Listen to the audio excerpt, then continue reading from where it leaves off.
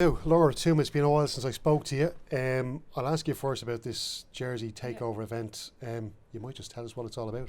Yeah, so basically AIG have supported the 2020 campaign so far.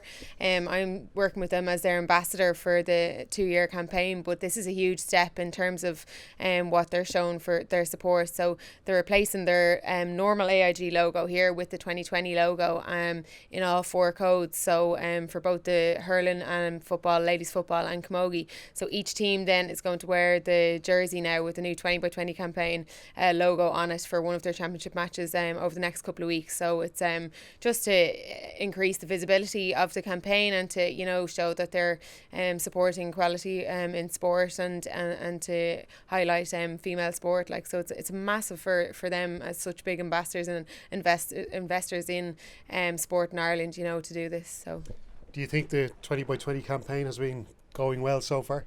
Yeah, definitely. Like, there's been a really good response to it, I think, since the launch.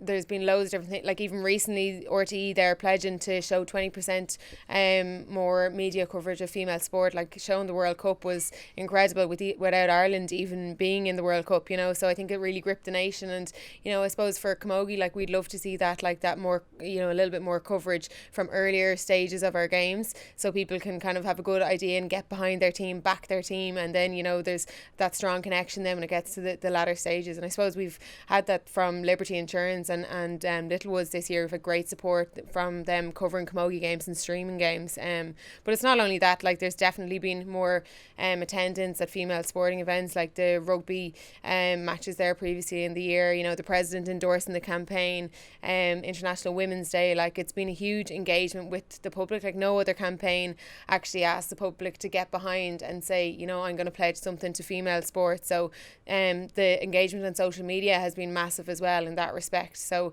it's had a massive impact so far, and I think it's only going to have an even greater impact over the next year. And 2 things on the World Cup actually I've noticed is that, first of all, the panel of pundits that they've had on, the likes of Stephanie Roach, Anya O'Gorman, they've been a breath of fresh air. They've been excellent analysis of the game.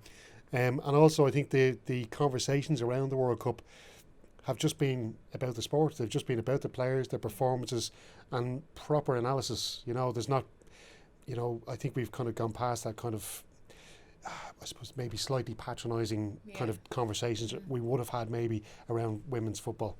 Have you noticed that yourself? Yeah, definitely. Like, and even Louise Quinn there, she's Three's ambassador for the campaign as well. So for 20 by 20, and she's has a depth of knowledge around soccer, obviously playing with Arsenal and Ireland.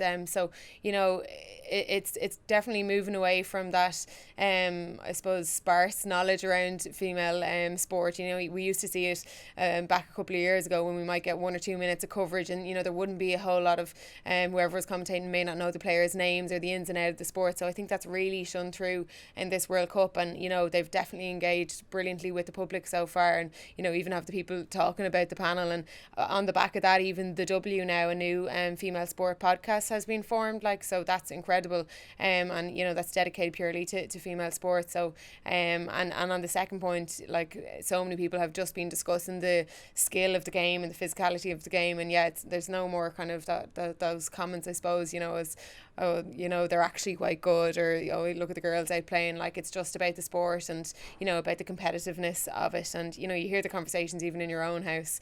I hear my dad there watching it the other day, just commentating on actually how good, like, the competition is. So it's definitely made strides forward, and hopefully that'll continue now in all other sports as well. I must point you to our own Off the Bench podcast, which has been going up for a while as well, True, Laura. Yeah. All about female sport. That one. Yeah, of course I know all about that one. So it's the great Clean Foley. You've been doing great work on that for a number of years now. But listen, I've got to ask you as well for yourself, how's your knee doing? Yeah, great. Yeah, God, it feels like a while ago. It was 2017, like, since I did it. So I got back for last year's championship, and I suppose the first couple of games you get back for, like, you're a little bit unsure, and you're pushing yourself. But I feel really comfortable on it now, and I've had a great year, of training both off the pitch and on the pitch. So we're doing a lot of work with Philly McMahon and his gym. They've come on board with all of Dublin camogie, so there's a huge initiative now, in terms of prevention, and even the Camogie Association have released a little video on what, you know, specific warm-up should be done to try and avoid the dreaded cruciate injury. So unfortunately now my sister is on the way back from her one. She did it last year, so like it is still prevalent, but no, I'm feeling great now. So looking forward to the next few games now in our group campaign. Yeah, I might come back to Philly in a moment. And just from your own point of view, do you think that road to recovery, because it is a tough one from cruciates, did it kind of make you stronger mentally as well, do you feel?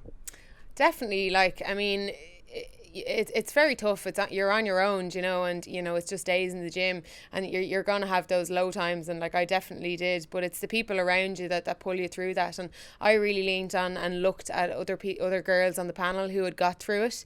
You know, there was loads of people. I think there was 7 girls who were back on the pitch, and anytime I felt, you know, miserable or that I wasn't going to make it back, you know, I looked at them and said they had the mental strength and the resilience, you know, to get through this. And like you do learn a lot about yourself in that period of time, and you know, it just builds toughness and mental resilience, you know, and that's one of the key, I think, things that you need to get through it. And it is, you know, it's with experience as well. Like the first few months aren't as easy as it, you know, but you set little goals, and once you reach that goal, you know, nothing else then becomes impossible. So there's always a new little challenge. So it's about breaking it down and, you know, just working hard to get to that goal. So as you mentioned, you did come back for the second half of last year, and then obviously there's a change of manager then from David Herity to Frank Brown. So what's been different about Frank's approach coming in this year?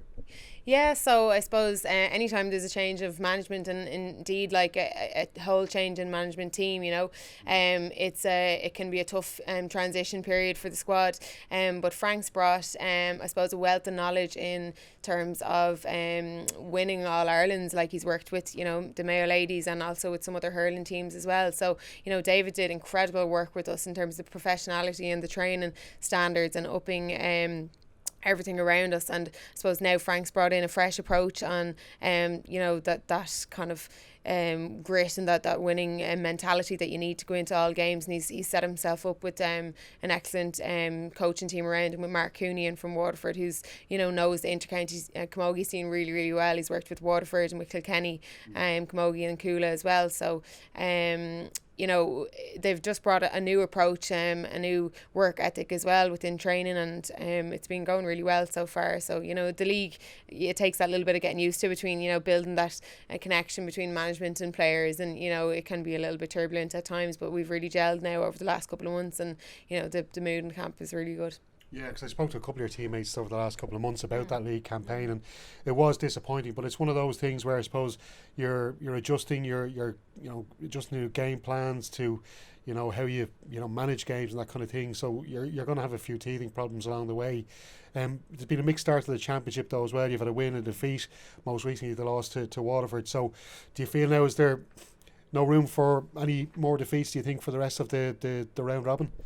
Yeah, I mean, you know, we had that good win against Meath at the start. You know, they're obviously only up in senior the last couple of years, so it was, you know, crucial that we got that victory over. And they gave us a good challenge out in Parnells. You know, at home they're a very physical side, and like we were bitterly disappointed to come out with no points on the board to Waterford. You know, like we had gone down there with only one result in our mind, but they just worked us a little bit more cleverer on the day. You know, but we'll take an awful lot from that. But it's all in it's all to play for now, you know, with the teams, especially with the big group. So like we're looking towards Cork, obviously welcoming All Ireland champions now down to Parnells again on Saturday. You know, what more do you want other than a massive tough challenge? But we're not going into that game, you know, only looking for a performance. Like, you know, we have to get the wins.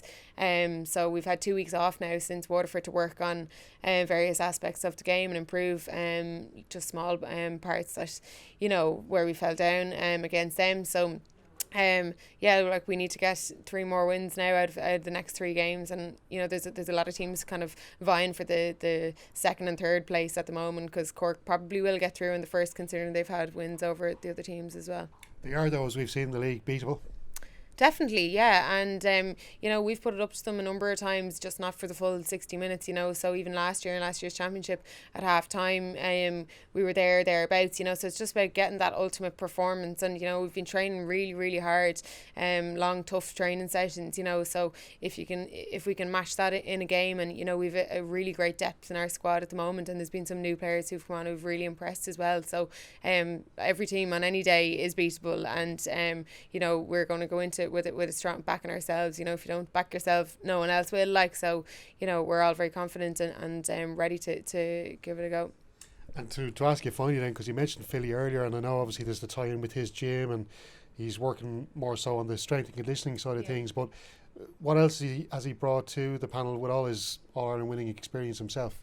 Yeah, I mean, it's been great. Like, it's really developed, I suppose, along the last couple of months.